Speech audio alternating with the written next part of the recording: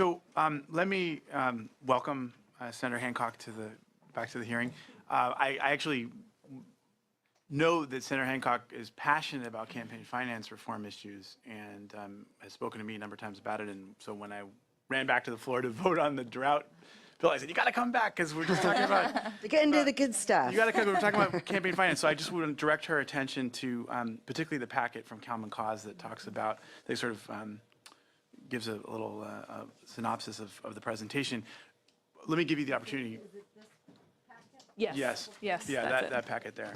So while she has a chance to review it, there were two questions asked by the panel. One was my question, which is, what's the nexus between campaign finance and voter turnout? And then, of course, Sebastian's, more substantial concern about how these kinds of programs may be problematic in lower income areas where there may be less folks who are willing to participate in small donation or able. I mean, because you're dealing with folks who've got very little resources. Right. So to address your question first, and just in terms of what's the linkage we see between like a public financing system, which would require a candidate to reach out to small donors in district and actual voter engagement. I think if you look at voter engagement as sort of as a whole, there are different components to it and different levels for how you would maybe gauge someone's engagement, whether they're registered, whether they actually turn up to vote. And I think most of the time, and most research would actually put people who actually put money for a candidate or an initiative, or they would put them sort of at the highest level of voter engagement, and that you're paying attention, that you have a horse in the race. So I think to that extent, a public financing system that would actually require those conversations between candidates to happen, I think you're more likely to get voters involved and invested and informed in a race. I can't point you to any specific research right now, but I'm pretty sure if you look at sort of these different levels of engagement, actually giving to a candidate, I think would be tied certainly to someone actually paying attention to that race and turning up to vote on election day. So to reference the Brennan Center study that we referenced here and in my testimony earlier, in terms of what that donor base actually looks like, when the city of New York had the public financing system, 90% of the city's census blocks gave a small donation in that race, and you can compare that to 30% of those same census blocks that actually gave to a state assembly race occurring at the same time. So you're actually engaging a huge percentage more of potential voters and donors when you have a public financing system. And this is going to tie into Chairman Ridley Thomas's question. I don't know if I should answer it without him in the room, or if you want me to. It's on the record, and he'll have the opportunity to review it. I think his staff is here. Sorry, so he sort of had a two-part question. One was his concern about a public financing system where you're required to reach out maybe to people who are of lower income, who might not have actually the funds to participate or engage in that system. Right. And so... And let me just say, by the way, he was terribly late for the Black Caucus meeting, and he was staying because I was going back and forth between the Senate and the vote. So I know he wishes he could be here. So yeah, well, I'm sure he'll be able get to back to him. Yes, he'll be able to give you the answer. I think to answer that point, I think what's important about a public financing system is not necessarily that a candidate is actually going and collecting that $5, $10 contribution from that particular voter. I think it's more important that that conversation is actually happening, and that candidate feels that those conversations are part of the campaign. So I guess I would say to him and to others that I find it a far worse system, one in which a candidate is running and never has to engage with those voters at all. That there is a cost implicit associated with that type of system that actually affects that voter just as much. And then that is not to dismiss the value of someone's $5 or $10 contribution. I know that can be a stretch for many individuals, but I think just the fact that a public financing system would incentivize a candidate to go out and have those conversations, I think that has huge value in and of itself, even if that person doesn't actually end up being able to contribute. They still have to have a conversation. Can I just add too, I mean, it's important to point out that when we surveyed infrequent voters and non-voters, this was the #1 reason why they said they weren't participating. They said politics is controlled by special interests. So even if they aren't giving money in a public financing scheme, if we create an alternative campaign universe, based on public financing and matching funds, it provides an answer to the people who say it's controlled by special interests, because they know, actually, there's this alternative, and there's something else going on here. So I know public finance is kind of an esoteric idea, but people definitely get the sense that, special interests are in control here, and we could sure. create a scheme that provides an alternative. Believe me, I'm a big supporter. I guess the problem is, so people say it's controlled by the special interest. Then, when there are comprehensive public financing, really good plans that are put on the ballot, they are roundly rejected by the voters.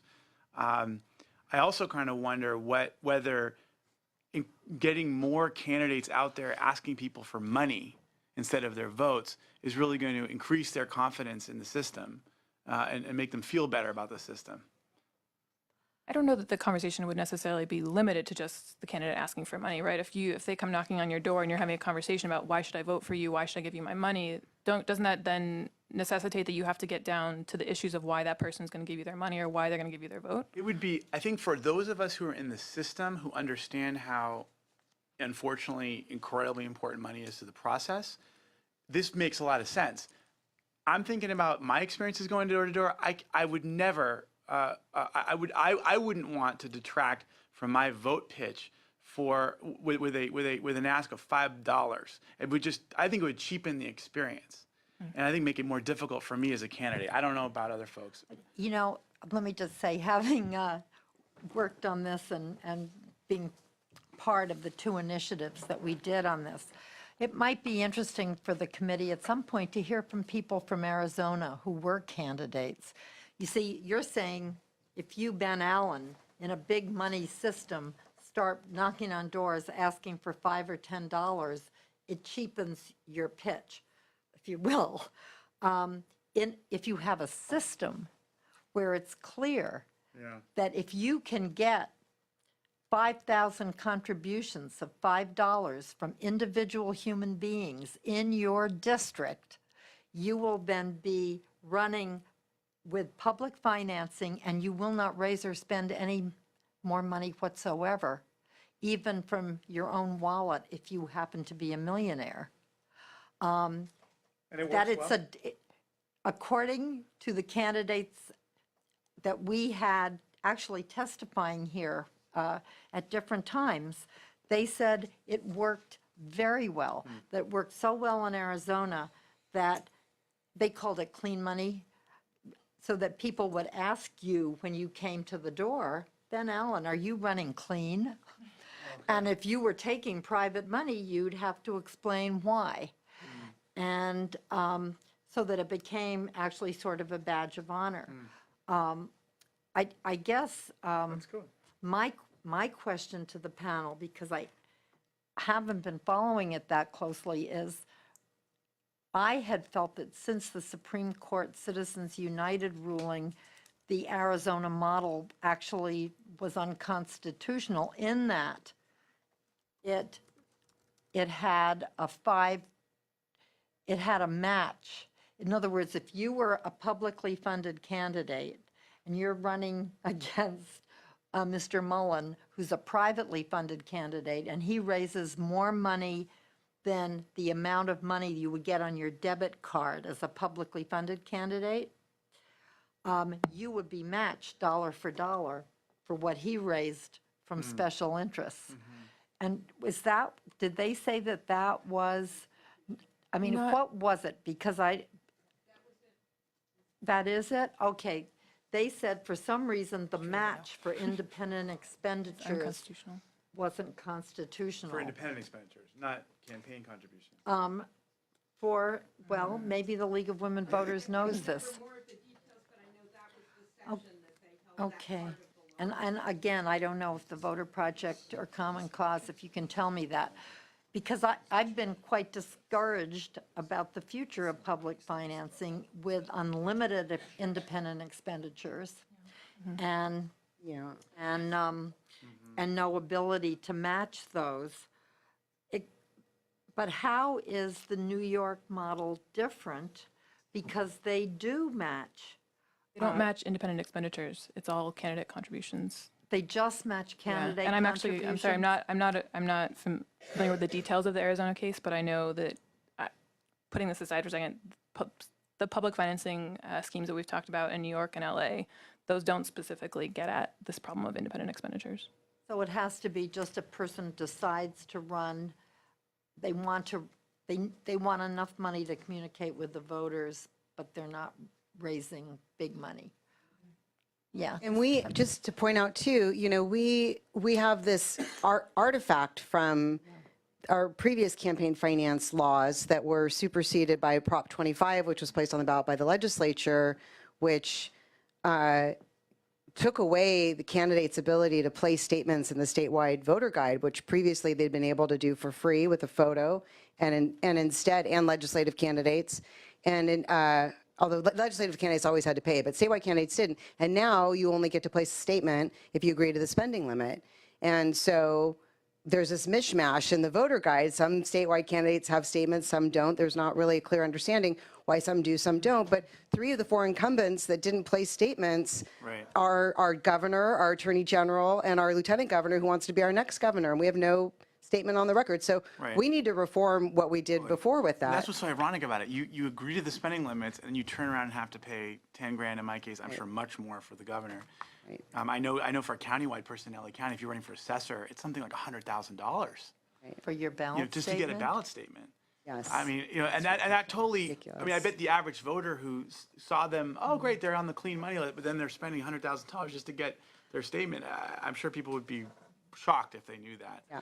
That's certainly, so one of the arguments for public financing is that it actually helps increase diversity of candidates. But if this is the case that you have these other fees on top of that once you're in the system, I mean, that certainly is an additional barrier. Have you seen, so I'm very encouraged to hear what Lonnie's saying. Maybe ultimately it's just a culture shift, and once people, and if we were to do something like this, once people get used to this model, then they buy into it and they kind of understand it, and maybe Connecticut has it now. It would be interesting to talk to other states. yeah. I think, because whoever said it, it's absolutely right that it's the reason Your mic. often give for not voting.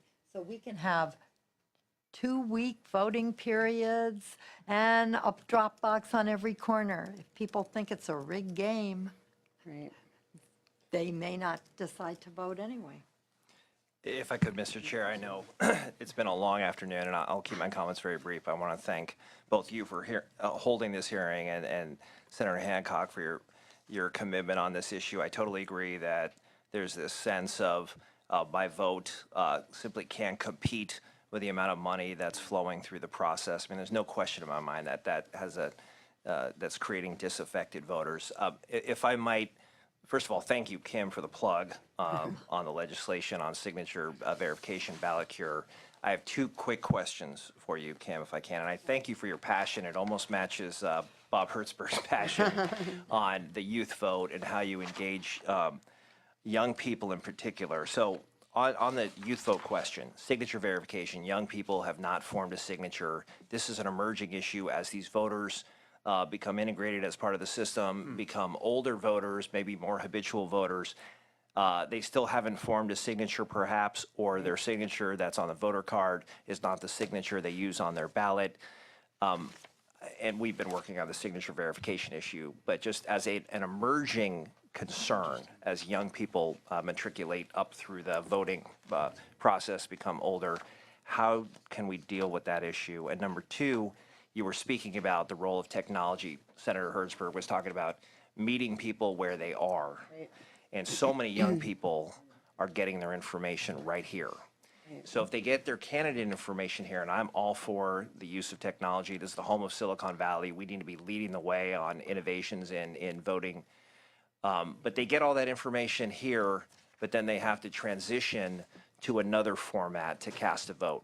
And I know this is not a cure-all. I mean, I get it. It's complicated. But do you see a future where the ubiquitous technology that is on our watch, in our hand, actually becomes a vehicle to not only get that candidate information, but actually cast a vote? And can that be something transformative and in the quantum leap category, which is what Senator Hertzberg, I think, is looking for, is something big and bold to really reach young people and have California truly lead the way nationally on engaging people in this process?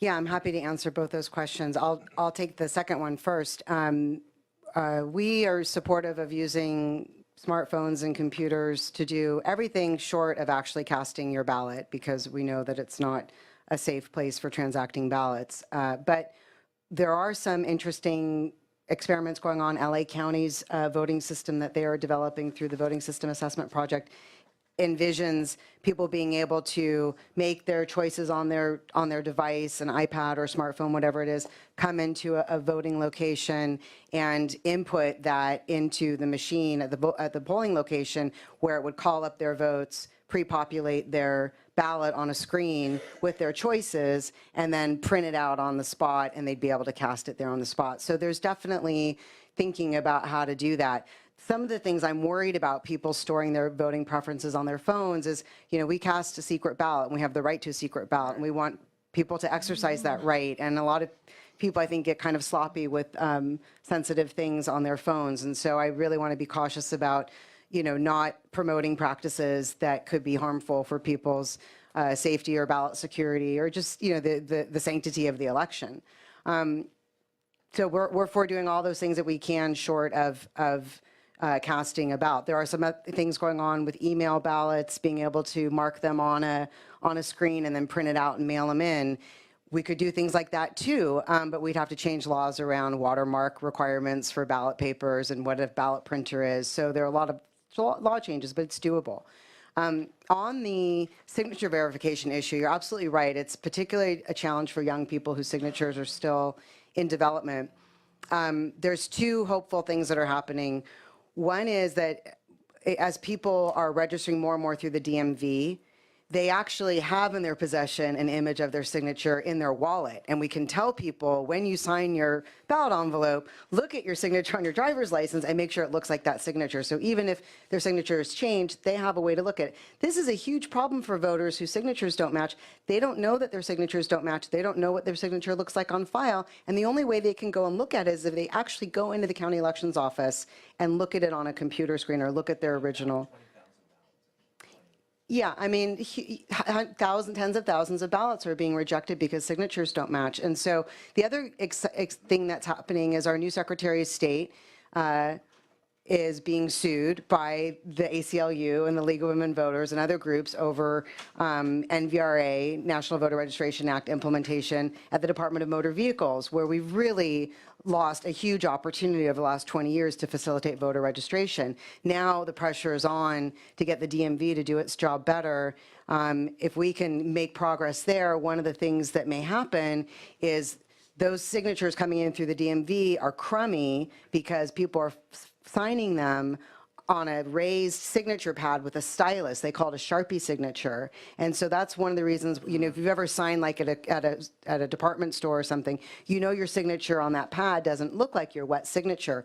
It's one of the reasons they're not comparing. So we're hoping that in the future, the DMV may install flat signature pads that will give you a more true-to-life signature than the ones that people are applying right now. So those are some of the things that are happening on the technology front. And thankfully, your bill, SB 113, gave counties the ability to use other records on file for voters. I was in the Sacramento County Elections Office during the O.C. Barra race when there were 24 campaign workers standing over the election workers' shoulders watching them verify those late vote-by-mail ballots. And thank goodness the counties had additional signatures they could use to verify. It really made a difference in enabling them to verify more ballots and count more votes. So I have a comment though. Prior to my work at the League of Women Voters of California, I had been doing student organizing work for about 10 years. And you raised a great question about signatures not matching. But we also have to recognize technology nowadays is evolving, right? I mean, when I filed my taxes, I didn't actually have to submit a signature. I just did an electronic PIN, My biggest concern is when we look at the vote-by-mail electorate, it is not the young population that's actively participating in that process, partly because if you're a student on campus, you may not actually get your vote-by-mail mail-in on time due to campus mail. And if you're not at a college or university, you've kind of been lost in the system to even understand how the elections work. So, it's great that we want to pay attention to civic education and civic literacy, but we have to recognize that we've got young people that don't even make it past high school. be able to be fortunate and privileged to go to a university system. So those are some things I wanted to comment on. And then the previous questions around campaign finance, I mean, at the League, we're excited about our partnership with MapLight, partly because of their expertise in providing campaign finance information.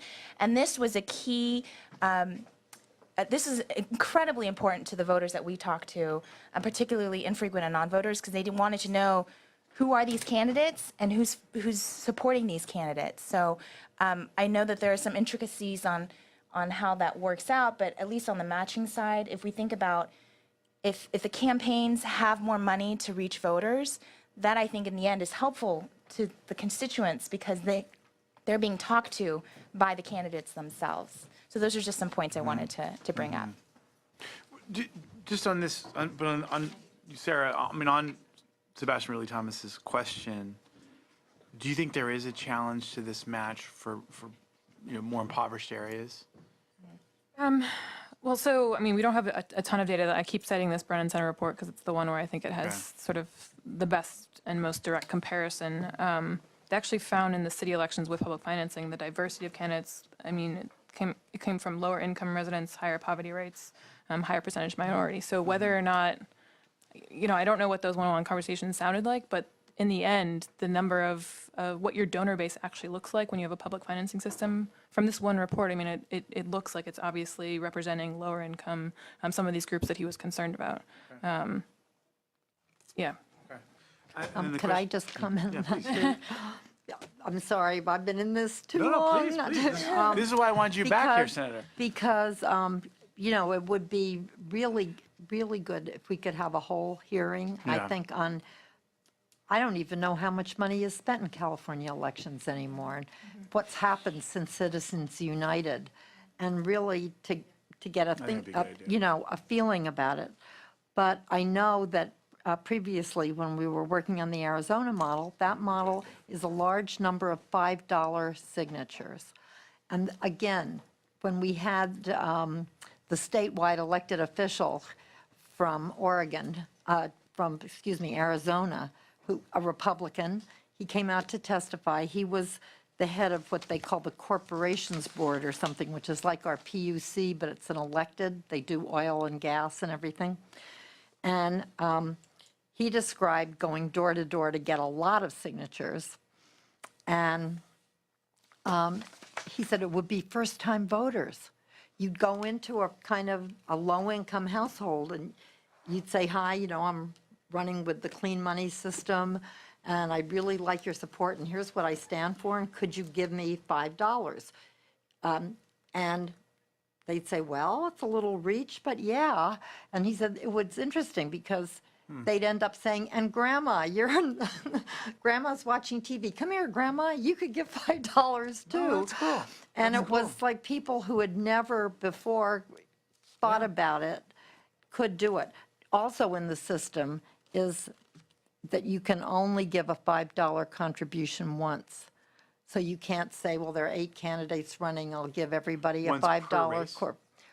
once per race. So if you're running in a primary election or a top 2 like we have in California, you couldn't have somebody give every single candidate $5. They would have to, so it's a real statement that you're the one that they hope gets elected. So it's interesting, Is but that publicly disclosed? yeah, I think they must be, because you have to make sure that you only gave once. Does that violate kind of right to privacy of your vote? I mean, you're kind of making it public. Well, your public contributions are made now. You make you assume somebody $100 gives. threshold, though. Yeah. It's only saying who you gave to, it's not saying who you Right. voted for, right? Right, if you give $250 to somebody or $3,900 to Yeah. somebody, that you're going to vote for them, I guess. And that sounds like a similar system to the Lawrence Lessig proposal, this sort of democracy dollars of giving, everyone a tax credit and letting them distribute but a set amount, right? Right. It's again limiting the total amount of funds in a race, and you can't just back everyone. But I just thought of something. The new president of UC, Janet Napolitano, was elected governor of Arizona as a publicly financed candidate. First woman elected governor. And she could probably tell us what the public financing system was like, because she used it. Anyway, should we ever have a hearing where we'd really look into the impact of money? You know, and also just to Mr. Ridley Thomas's question, you don't have to give $5. You could give $1. You know, I mean, he was concerned about, Oh, is that right? Okay. I think so. I mean, it's not a max, it's just, they're trying to get low, you know, people think 5 is lowest, but you could ask for $1. You matched. You have politicians sitting outside grocery stores with coffee cans. Just kidding. Good. Actually, it might get some good conversation. I know, I going. mean, why Better than not? just handing them a flyer. Honestly, I'd prefer it to the fundraisers that are going on across well, the that's right. street. I mean, No I think, offense, I mean, you know, it's funny because it, on the one hand, you can, you know, there's a part of me that thinks, oh, how inelegant, right? You know, that it's so, that there's something that I like about going door to door and only asking for someone's vote. I'm not here to, I'm not, you know, especially when they have no solicitors on their door. You know, I'm not here to try to sell you something, except I'm just asking for your vote. Some people still consider that a solicitation. But at the same time, you know, who am I kidding, right? I mean, all of us had to raise ungodly sums of money just to get elected to these positions. And it's such an important part of the process. Maybe it's better that the politicians go through the process of asking, you know, regular folks their for money constituents. rather than all the special interests that give so much money to the system. So it's very intriguing. Okay, well, I really appreciate everyone's comments. The last thing I wanted to ask, I had one question for Jennifer. Oh, well, that was whether better voter information helps increase participation or if it just helps to make the existing habitual voter better informed. That's a really good question. So when we decided to do this project, we had to recognize that the spectrum of voters that we're trying to engage with voter information is pretty broad, right? And for us, if we want to just communicate with those frequent voters, we haven't really done our job because they're going to vote anyways, right? They know where to go to. They know where to find their polling location. The real challenge is how do we talk to those infrequent voters and the potential voters, the people who are eligible to vote but don't vote? How do we make this process more inviting, more welcoming, easier to understand, and easier to just take part in? And so the recommendations that we provide in this manual, although it's geared toward election officials and community groups that produce voter guides or vote information, it's really a broader question of how we're communicating to the people that could potentially vote that we're not talking to already. And that's a real challenge because we have such a huge civic literacy gap.